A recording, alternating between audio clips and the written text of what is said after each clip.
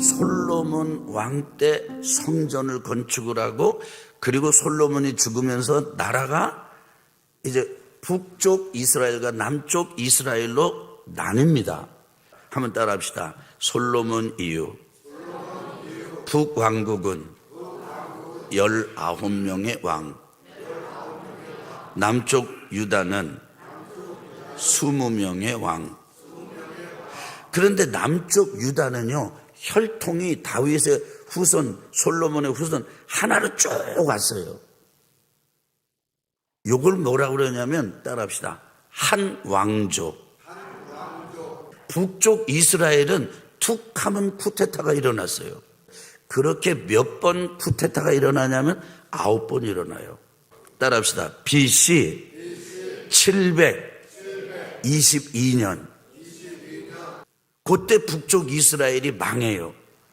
누구에 의해서 망하는가? 아수르에 의해서 망해요.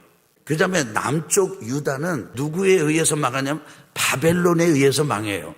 BC 586, 한 150년 정도를 북이스라엘보다 남쪽 유다가 더 견뎌.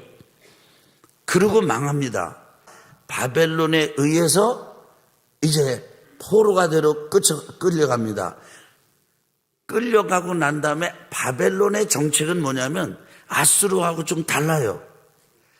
바벨론 사람들은 이스라엘 사람들을 바벨론으로 포로로 데리고 와서 사는 장소를 지정해 줘요. 그러면서 섞이긴 했지만 북이스라엘에 비해서는 혈통을 유지하게끔 해줍니다. 지금 이스라엘 땅이 아수르 제국이 다스렸지, 그 다음에 바벨론 제국이 다스렸지, 예수님 때로 넘어오면은 로마가 다스려요. 그럼 바벨론 제국하고 로마 제국 사이에 이게 두 왕조가 더 낍니다. 따라합시다. 바사. 이 바사는 우리 일반 세계사로 말하면 페르시아입니다. 따라합시다. 페르시아.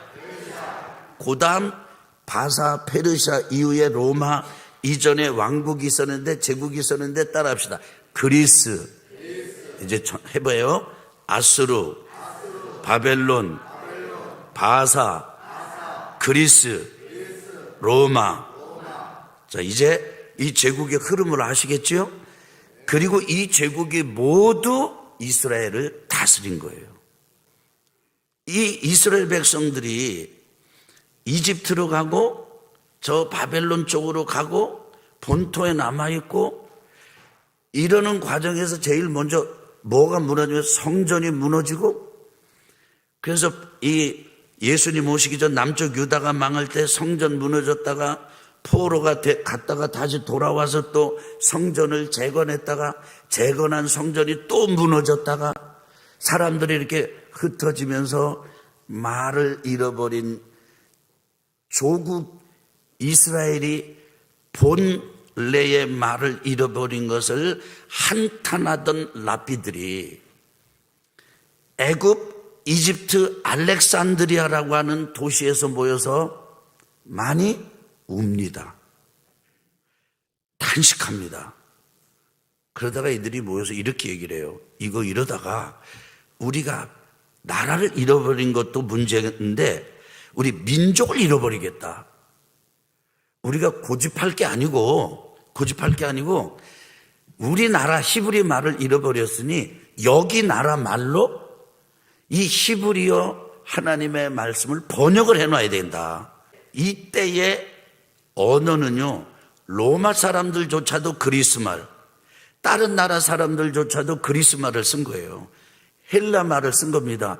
그래서 히브리어를 그리스어로 헬라 말로 번역한 첫 번째 성경을 뭐라고 얘기했냐면, 따라합시다. 70인역. 이렇게 이제 번역을 한 거예요. 로마가 계속 다스리면서 유럽 대륙을 섭렵해서 사용되던 언어가 라틴어입니다. 그래서 따라합시다. 그리스어를 라틴어로 요 성경을 뭐라고 그러냐면 불가타. 따라해봐요. 불가타 역. 그래서 개역, 개정역, 공동번역 한 것처럼 이 불가타역이라고 한 거예요. 세월이 흐르면서, 세월이 흐른 게 막 100년, 200년 이렇게 흐르는 거예요. 이렇게 흐르면서 어려워졌어. 그리고 그때는 이 인쇄기가 발명되기 전이기 때문에 언어도 어려워졌는데 성경은 더 귀해. 많지가 않아요. 그러다 보니까 일반 사람들이 또 잘 몰라요. 그런데도 교회는 라틴어 성경을 고집합니다. 캐톨릭은 이 불가타역을 생명처럼 여깁니다. 그러다가 위클리프, 이 사람이 영국 사람인데 너무 라틴어 성경이 어렵다. 우리 영국 사람들 편한 언어로, 영어로 이거를 옮겨야 되겠다. 그렇게 해서 옮긴 게 위클리프 성경이에요. 자, 요 정도까지 하고 오늘 같이 보도록 하겠습니다. 같이 읽겠습니다. 자, 3과 제목부터 읽어요. 자, 시작. 성경이 우리에게 오기까지 피 흘린 발자취. 같이 읽겠습니다. 세상에서 가장 많은 언어로 번역된 것이 성경이다. 성경을 번역하는 것은 성경을 읽는 이에게 하나님 말씀을 더 분명하고 확실하게 전달해 주기 위해서다. 성경은 시대와 장소, 인종과 계층을 초월해 모든 사람에게 전해지는 하나님의 계시다. 그러면서도 성경은 특정 시대, 특정 장소에 특정 사람들이 사용하는 말로 기록되어 있다. 성경 번역은 하나님 말씀을 그 시대에 맞는 이해하기 쉬운 언어로 옮기는 것이어서 앞으로도 계속 진행될 것이다. 성경 번역은 단순한 외국 번역이 아니라 하나님 말씀의 재창조 작업이라 할 수 있다. 성경을 번역하는 순간 번역학자들을 통해 또한 성경을 읽는 신자들에게도 성령의 역사가 작용하여 하나님 말씀은 살아있는 말씀이 되기 때문이다. 구약 성경은 히브리어, 신약 성경은 그리스어다. 기원전 333년 알렉산더 대왕이 페르시아 제국을 무너뜨린 후 고대 근동은 헬라 문화가 자리 잡는다. 이때부터 모국어인 히브리어를 잃어버린 디아스포라 유대인들이 생겨난다. 당시 헬라 문화의 중심지였던 이집트 알렉산드리아에 살던 유대인들이 구약 성경을 그리스어로 번역한다. 기원전 3세기경이다. 전승에 의하면 이스라엘 12지파에서 뽑힌 70명의 유대학자들이 번역 작업을 한다. 끝난 뒤 대조해보니 내용이 똑같았다고 한다. 해서 70잇역이라고 부른다. 최초의 번역 성경으로서 알렉산드리아 정경 혹은 그리스어 구약 성경이다. 1. 불가타역, 제롬이 번역한 최초의 라틴어 성경.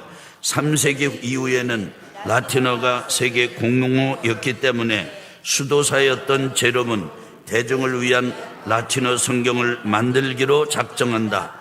제롬을 라틴어로는 에우세비우스, 소프로니우스, 히에로니무스 또는 예로니모라고 한다. 382년부터 70인역 그리스어 성경을 라틴어로 번역하기 시작했다. 이 작업을 하던 중 너무 고된 나머지 시력을 잃었지만 글을 읽어줄 사람을 고용하면서까지 포기하지 않았다. 드디어 AD 406년에 최초의 라틴어 성경인 불가타역을 완성했다. 1546년 카톨릭 교회는 불가타판을 공식 성경으로 인정한다. 중세 시대를 거쳐 종교개혁 이후까지도 1000년 이상 카톨릭 교회의 유일한 공인 성경으로 자리 잡았다. 시간이 흐르면서 본래의 의도와 달리 카톨릭 교회는 더 이상의 평민 언어로 번역하는 것을 금지했다. 사제들의 전유물로 남게 된다. 이 제롬 같은 사람은 성경을 그리스어를 라틴어로 번역하다가 아예 눈이 그냥 맹인이 돼버렸어요. 그래도 포기하지 않고 누가 읽게 하고 그걸 들으면서 또 번역하고 이렇게까지 했는데 이후에 카톨릭 교회는 성경을 번역하는 사람은 잔인하게 죽였습니다. 두 번째, 자 시작. 위클리프요. 존 위클리프가 번역한 최초 영어 성경. 존 위클리프는 영국 요크셔에서 태어났다. 옥스퍼드 대학에서 강의하던 그는 스콜라 철학과 신학의 대가로 라틴어 성경을 영어로 옮기기 시작했다. 사용하지 않는 영국 평민들, 즉 대중들도 성경을 번역하는 것이 그의 꿈이었다. 1380년의 신약, 1382년에는 구약을 완역한다. 위클리프 역이다. 최초로 영어 완역 성경이다. 영국의 기독교가 전파된 지 1000년 만의 일이다. 위클리프는 성경이 모든 이에게 말을 건다고 확신했다. 모든 이가 사용할 수 있어야 한다 주장했다. 정치와 교회 권력은 1415년 위클리프 성경을 불법으로 규정하고 닥치는 대로 불태워 버렸다. 1428년에는 이미 죽은 위클리프의 시신을 꺼내 불태웠다. 그러나 이미 여러 차례 필사되어 온 나라로 퍼진 뒤였다. 구텐베르크의 인쇄술이 발명되기 전까지 위클리프 성경은 완역 영어 성경으로 유익하였다. 스위스도 그렇고 스웨덴도 그렇고 영국도 그렇고 조상 거슬러 올라가면 다 해적이에요.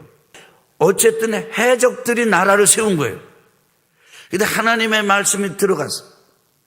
근데 하나님의 말씀이 자기들의 언어로 읽혀지면서 해적들이 변해가지고 전 세계의 문화와 문명을 읽어가는 해가 지지 않는 나라 대영 제국을 읽었어요. 그래서 이 역사학자들이 뭐라고 그러냐면 따라합시다.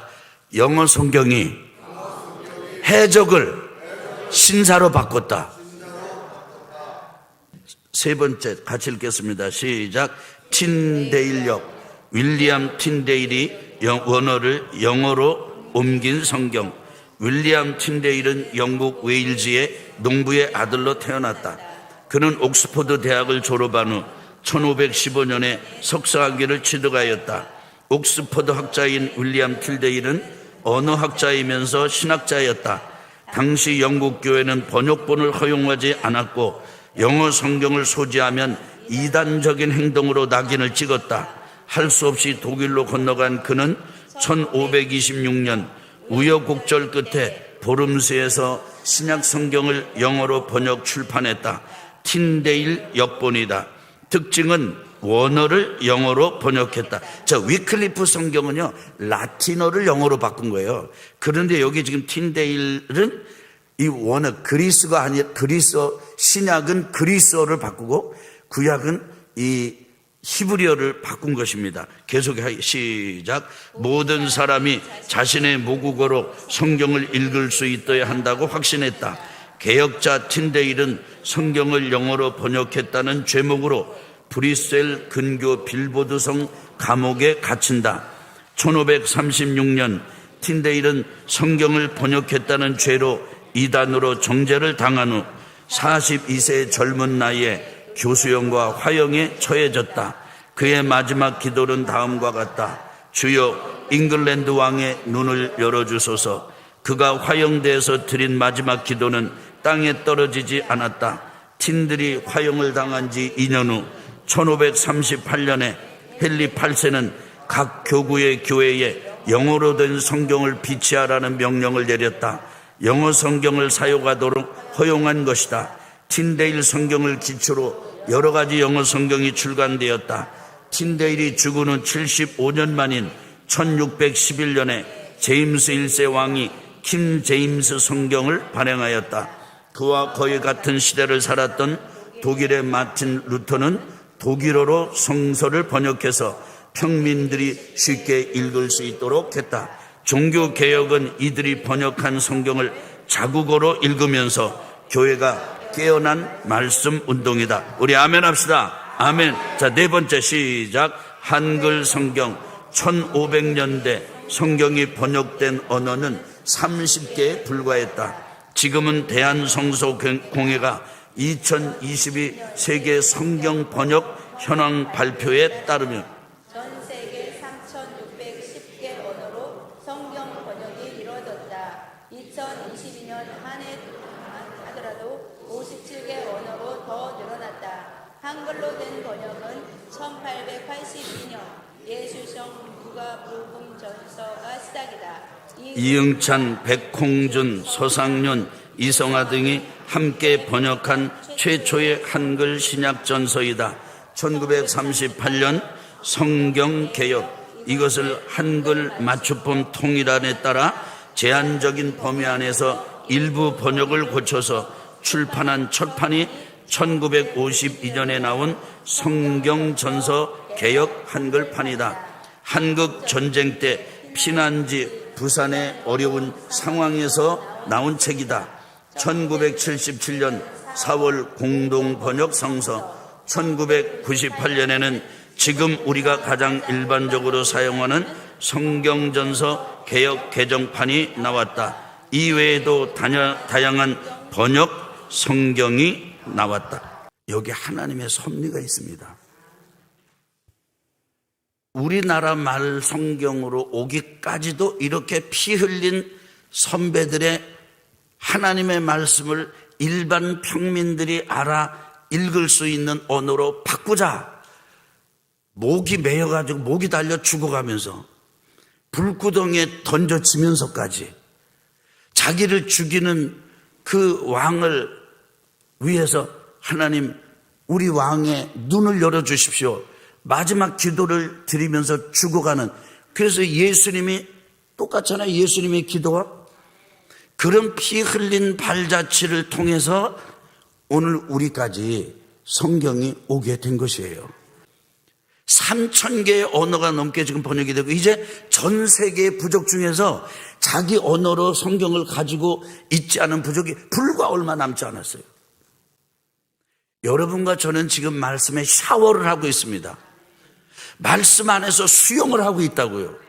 영어로 읽으려는 것도 아니고, 독일어로 읽으려는 것도 아니고, 라틴어로 읽으려는 것도 아니고, 헬라어로 읽으려는 것도 아니고, 일본말로 읽으려는 것도 아니고, 한국말 중에 개혁 어려운 말로 읽으려는 것도 아니고, 여러 가지 번역을 놓고 쉬운 말로 읽어라, 쉬운 말로 읽어라, 잔뜩 버려놓고 읽어라 그러는데 눈이 어두워서요, 눈이 아파서요, 머리가 안 돌아가세요. 어려워요. 어려워. 이제 하나님 앞에 핑계할 수가 없어요. 같이 읽어 시작. 생명의 말씀을 귀하게 여겨야 한다. 우리말로 된 번역이 나오기까지 얼마나 많은 사람들이 생명을 대가로 지불했는지 보았다. 느낌이 어떤가? 내용을 정리하면서 하나님의 추적하시는 사랑을 느낀다. 한 영혼이라도 더 살리시려고 하나님께서는 지금도 많은 사람을 동원하여 더 명료하게, 더 쉽게 하나님의 말씀을 접할 수 있도록 생명의 말씀을 이 땅에 붓고 계신다. 그런데 우리는 그 마음을 알지 못하고 교만과 게으름과 나태함에 빠져 있다. 지금 우리가 성경을 대하는 태도를 바꿔야 한다는 경종이 우리의 영혼을 울리지 않는가? 관심만 있으면 너무나 쉽게 하나님의 말씀을 접할 수 있는 시대에 살고 있다. 마음만 먹으면 우리말로 된 편하게 활용할 수 있는 여러 번역 성경이 있다. 거기다가 성경을 읽으라는 권면이 주일마다 끊이지 않고 있다. 그런데도 성경을 하찮게 대한다는 느낌을 지울 수 없다. 하나님의 말씀을 귀하게 여기고 먹고 살아가지 않고서 어떻게 하나님을 섬기는 사람이라 말할 수 있겠는가? 이대로 더 가면 안 된다. 돌아서야 한다. 하나님의 말씀으로 돌아와야 한다. 여러분, 하나님의 말씀을 읽으면요, 우리는 이렇게 생각해요. 편안하고 은혜 받고 막 용기가 생기고 그렇게 있어요. 그 기능이 있어요. 그런데 그 기능만 있는 게 아니에요. 나를 바꾸는 말씀이에요. 악습을 바꾸는 거예요. 그래서 기쁨도 되고 위로가 되는 동시에 혼란도 주고 불안도 주고, 왜냐하면 우리하고 부딪히기 때문이에요. 우리 한번 따라해 봅시다. 성경이 우리에게 오기까지. 하나님은 여러분과 저를 지금 말씀의 바다에다가 집어 던져 놓으셨다. 이제 이 말씀이 따라합니다. 이 말씀이 내 안으로 들어오게만 하면 된다. 우리 하나님께 영광 돌려드리는 박수 드리겠습니다. 아멘. 아멘.